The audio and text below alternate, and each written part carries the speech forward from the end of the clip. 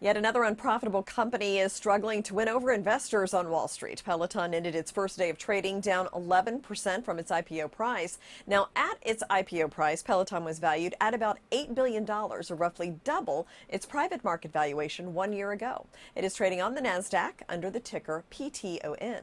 Well, meanwhile, talent representation company Endeavor pulled its IPO after lowering its expected range to between $26 to $27 a share and also reduced the number of shares it was selling to 15 million, and that was below the 19.5 million shares it had planned to sell for between $30 and $32 a share.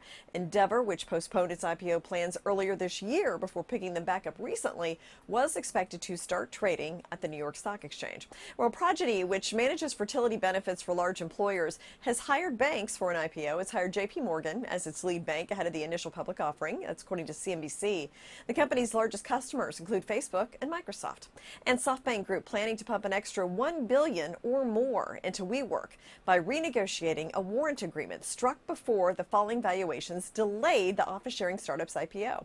The Financial Times said the plan would increase the Japanese firm's initially planned investment of $1.5 billion in WeWork as part of the agreement, giving the U.S. company the right to receive the money in April of next year in exchange for Class A common stock. And the Wall Street Journal reports Saudi Arabia considering doubling the stake to be offered in the oil giant Aramco's much-awaited IPO. The Saudi royal court and its advisors have been debating an eventual float of as much as 10% of the Saudi Arabian oil company known as Aramco, doubling the country's long-standing public intention to list just 5%, according to the report. And finally, TeamViewer, the maker of the screen sharing and conferencing software, has held the biggest initial public offering for a German tech company since the dot-com boom.